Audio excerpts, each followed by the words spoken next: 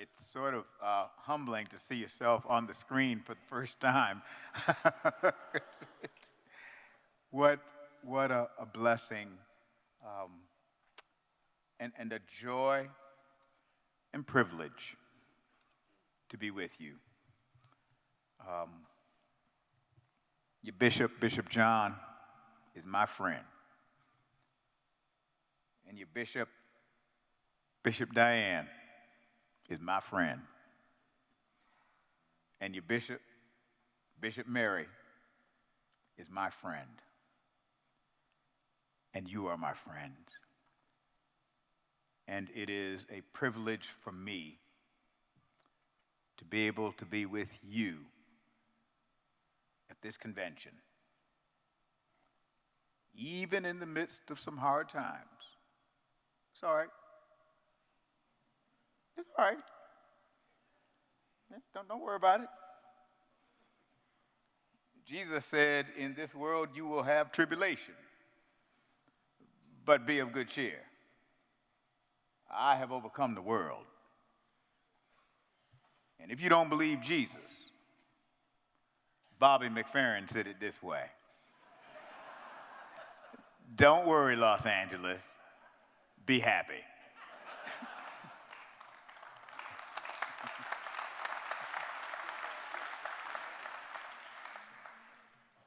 And I do bring you greetings from your brothers and sisters dispersed throughout the world in the Episcopal Church. I bring you their greetings. And I bring you their greetings because God has so much work for us to do. God has so much work for us to do. And I really do believe Bishop John and Bishop Mary and Bishop Diane, that God has work for this diocese to continue to do. God has work for this Episcopal Church to do. God has work for us to do. And so I don't know about you, but I'm glad to be here. Amen. Oh, I'm glad to be here. And I'm glad to be here because this is God's world. Like the old song said, this is my Father's world. And God is not finished with this world, and God is not finished with this Episcopal Church yet. God has work for us to do.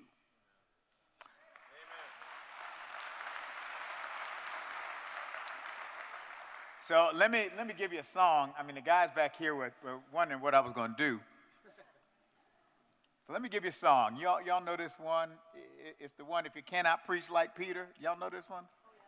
And you cannot pray like Paul.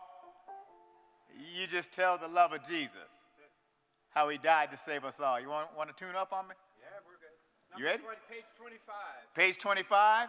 Number 2. Find it in your hymn note. If you cannot preach like Peter and you cannot pray like Paul. Whole thing is fine. Whatever they got in front of them. Ready?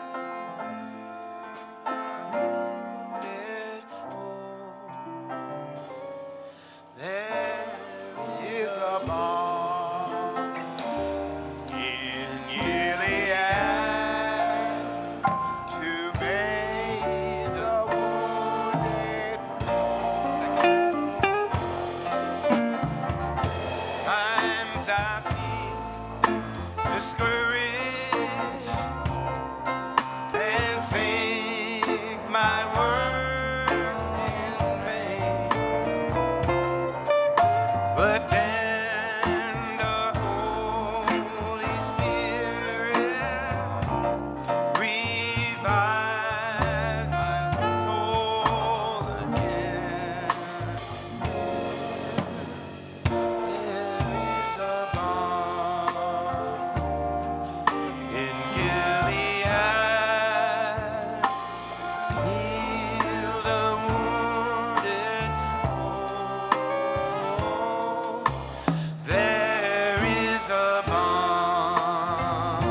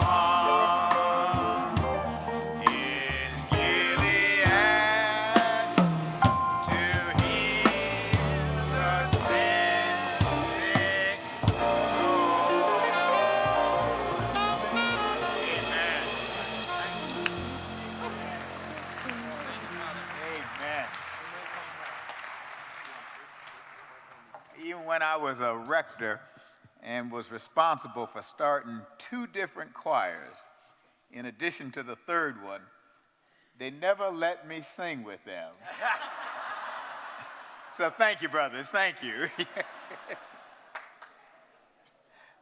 Let me just say a few words that really are, I think, reflective of that old Negro spiritual. A few years ago, I was, more than a few years ago, as a brand new bishop, so it was, now Bishop John has been a bishop a lot longer than I have. I've been one for 15 years. He was there with Moses. But I remember I was a brand new bishop, and a reporter, I believe from, I'm almost sure from near Raleigh, asked me what did I think, this was 15 or 16 years ago now, what did I think was the greatest or most significant issue confronting the Episcopal Church? While there were a number of possibilities,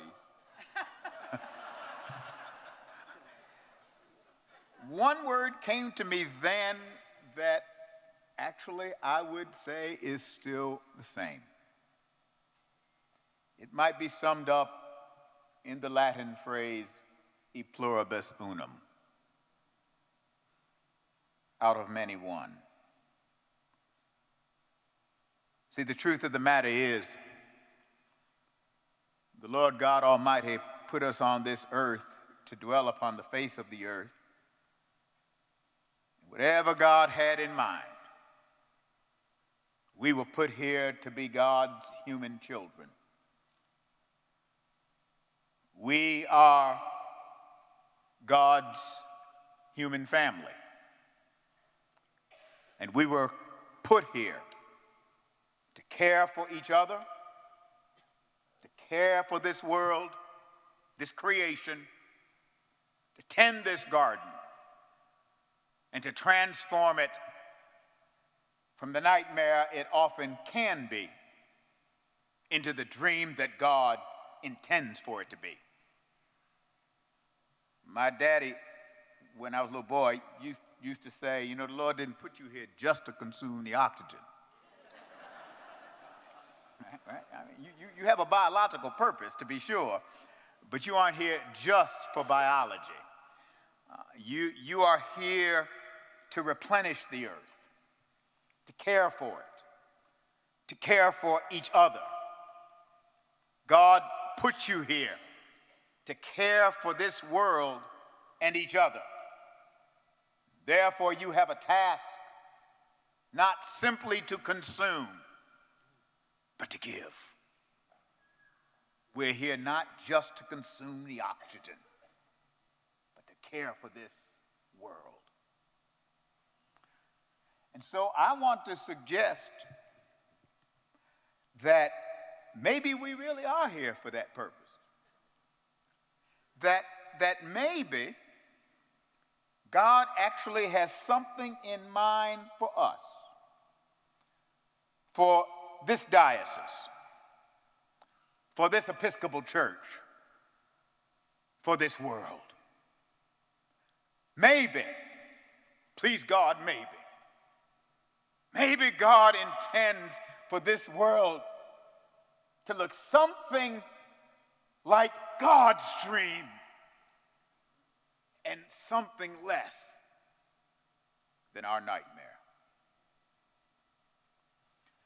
I was asked, well, I'll tell you the truth. When I was a nominee for presiding bishop, I debated whether to tell y'all the truth. I did. I debated, and I remember at one point when the 4 of us knew that we were to be nominees, we were asked to kind of write some pieces, and which were consistent with what we had said earlier. But I remember saying, and I debated this, to be honest. I debated whether or not I should put in the public what I had said to the nominating committee. And I said, now the Episcopal Church needs a CEO. Bishop Mary was on the committee, right? It needs a CEO, and there's no question about that. Things must be done decently and in order, and that's important. But the Episcopal Church doesn't need its presiding bishop to be primarily a CEO, right? Now again, things must be done decently and in order. Don't misunderstand me. But the truth is, and I did take a risk, and I said, oh, the heck with it. I said the Episcopal Church needs a CEO, not primarily to be the chief executive officer. The Episcopal Church needs a CEO to be its chief evangelism officer. That's what this church needs. And I got to tell you, I really did. It was one of those moments of real authenticity where you have to wrestle with yourself. And I had to say, oh, the heck with it. If the church doesn't want Michael to be, then it won't be. Well, apparently y'all did like it, so that's fine. But I realized something, and I want to just say a little bit about that, and then I'm going to sit down, I promise you. Well, that the church does need, if you will, a chief evangelism officer. And I'm going to explicate that a little bit. Because I really do believe that at our root, we are called to the fundamental work of participating with God in reconciling humanity with its God, and therefore reconciling each other with each other. And that work of reconciliation, in some forms, is the work of evangelism. Now let me unpack that before you'll get real Episcopal on me. See, I'm not talking about evangelism as a way of expanding the size of the Episcopal Church. Well, stay with me now. You're getting real Episcopalian now. You don't know where I'm going with this.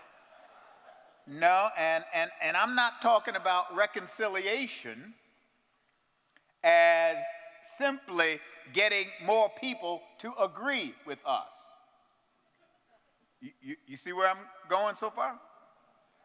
I'm talking about the work of God, which is the work of inviting and bringing others into a real relationship with the God who loves us, and not telling them how to do it. Oh, you see where I'm going now? Right?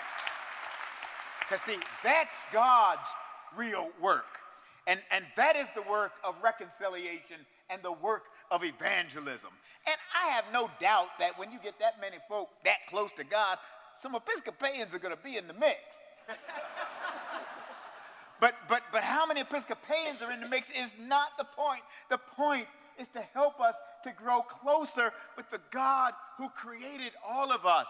And as we draw closer to our God, we will discover that we really do draw closer to each other.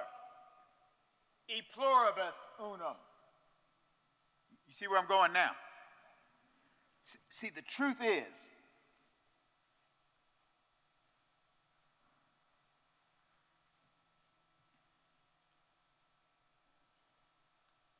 God created us for each other.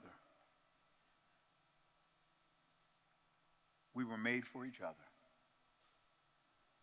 And God intends for us to be in deep relationship with the God who made us and with each other as children of that one God and creator of us all. And that's really why we were put here.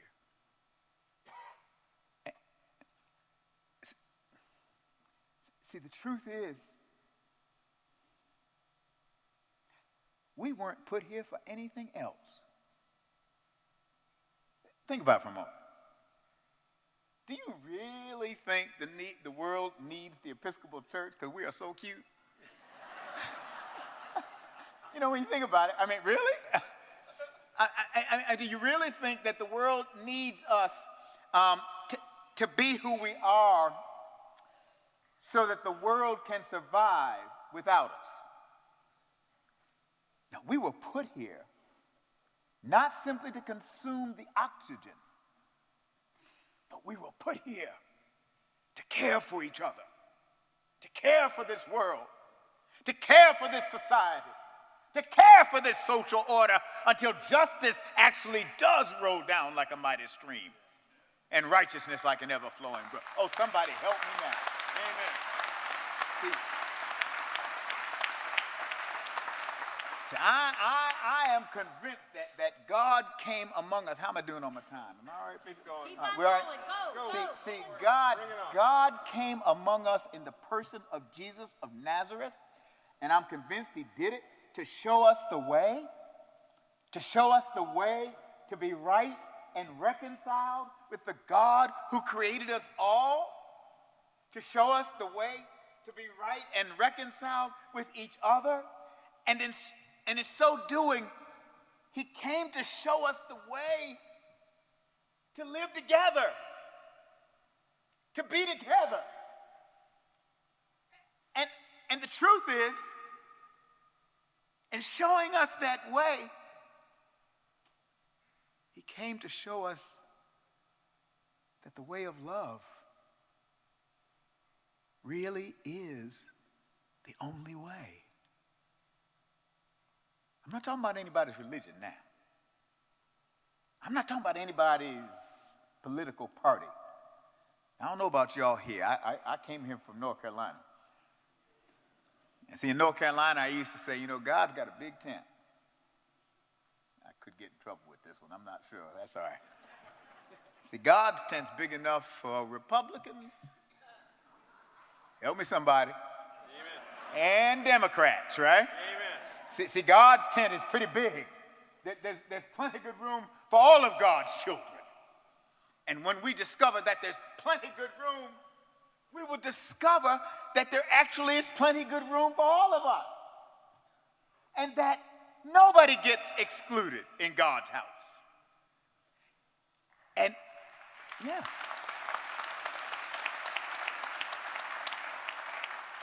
And the truth is, I'm coming to a point in a minute.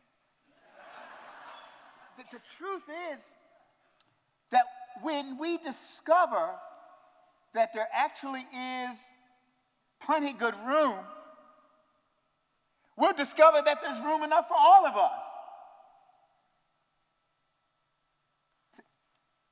Let me show you what I mean.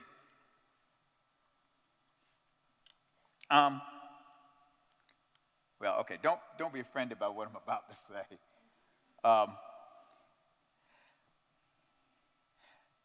The truth is that we need to become more than simply the human race. Let me unpack that a little bit. We need to become more than simply the human race. That is not good enough. It's a point of departure, but it is not good enough. In fact, the truth is, being a member of the human race is really basically a matter of biology. Right? Am I right? I mean, it really is. Basically, it's a matter of biology. And if I remember my elementary science correctly, biological creatures have a number of characteristics, but among them are three. One is respiration, the other is consumption, and the other is reproduction. Right? That's what we do. We are animals, right? We don't like to admit it, but we are. And that's what human beings do, right? We breathe, we make more of our own kind, and we eat. Now, my wife and I have 2 cats. No, better yet, my wife has 2 cats who can do those 3 things. Actually, they can't. They can do 2 out of the 3 because they've been to the... I took them sisters to the vet as soon as I could. but they can do 2 out of the 3, right? And when I think about it, if the height of human accomplishment is basically eating and reproducing, right? If that's basically the height of human accomplishment, we, among all creatures, are most to be pitied. See, the truth of the matter is we are here for more than simply reproducing or more than simply eating and consuming. We are here because God put us here not simply to consume the oxygen. We are here because God put us here to care for this creation, to care for each other, and to make this world a better place because we have been here. That's why we're here.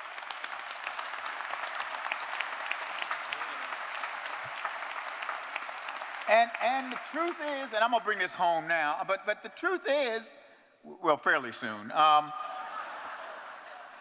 The truth is, when we figure out how to get that right, my brothers and my sisters, we got it.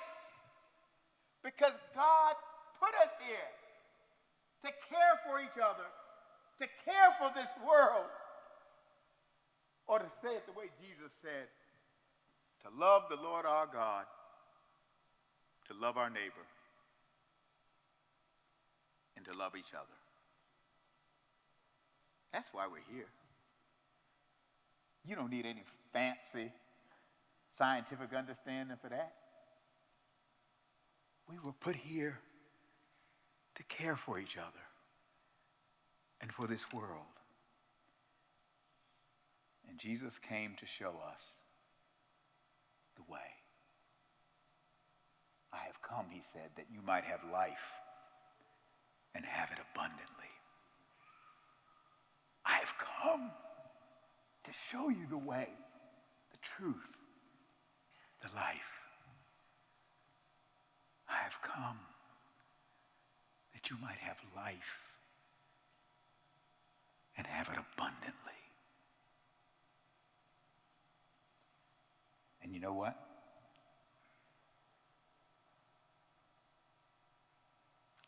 It really matters.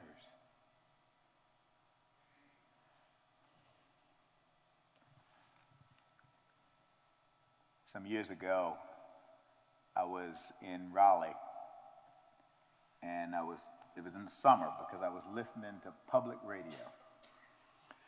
And I was listening, and there was a show on public radio. It was a Sunday afternoon, and I was listening to the radio broadcast, and it turned out to be the story of a man named Norman Gershom. I don't know if any of you know of him, but I had never heard of him before. But anyway, Norman Gershom was recently had done a photographic essay, and his essay was about it was the story of the Muslims of Albania. The Muslims of Albania during the Second World War. And in this photographic essay, he told the story of the Muslims. I want you to hear what I'm saying now. The Muslims of Albania, who, as it turned out, were responsible for saving the lives of several thousand Jews in Albania. The story behind it was that these Muslims believed that every person is a child of God, and that every life is sacred. And that because they believed it, when the orders of the Third Reich were given to round up all of the Jews in Albania, the Muslims, stay with me, my brothers and sisters, the Muslims of Albania refused the orders. And they lied. They lied as the Germans came.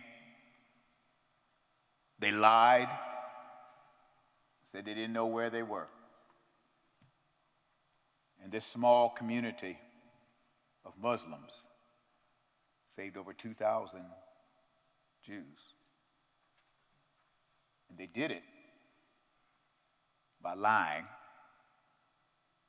which was actually telling God's truth. And they did it because one of the leaders of their nation sent the following order to the Muslim community. The order said, the Jewish people are your people. They are to be your sisters, your brothers. They are to eat at your tables, to drink at their cups. And the Muslim community of Albania saved 2,000 Jews. God came among us in the person of Jesus to show us how to become God's human family. And in so doing, he came to show us the way of life. Let me sit down now.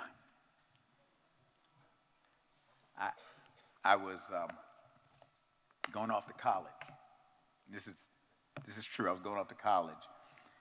And my daddy I was in the car. I don't know where we were going, but he gave me one of those kind of last-minute fatherly instructions as I was going off to college. And I mean, you know how it is. My eyes were rolling. Of course, I was actually listening. I'm 62 now, but my eyes were rolling, of course. And he said, I want you to remember one thing when you go off to school. And so I was kind of like, okay, what is it now? And he said, I want you to treat every girl the way you want somebody else to treat your sister. And I remember thinking, you have just ruined 4 years. You have just ruined 4 years, because I had plans. I don't know about, I had plans. I really did. But the truth is, I knew what he meant, because he used to say that to us when we were growing up. Treat every girl the way you want somebody else to treat your sister, because that girl is your sister. Treat every boy the way you want somebody else to treat your brother, because he or she is. Treat every woman the way you want somebody else to treat your mother. Treat every man the way you want somebody else to treat your father. Treat everybody the way you want somebody else to treat your own family. Show them the honor, the dignity, the respect that you want for your own family. And then go out and build a society where every man, woman, and child is a child of God. Every man. I'm here to claim that if we build a society like that, then no child will go to bed hungry. We build a society like that, every man, woman, and child will be loved and respected. We build a society like that, then we will not have to worry about gun violence anymore. We build a society like that, and then folk will know who the Episcopal Church is, and then they'll know we are Christians by our love. God love you. God bless you. And God keep you. And you keep on keeping on. God bless.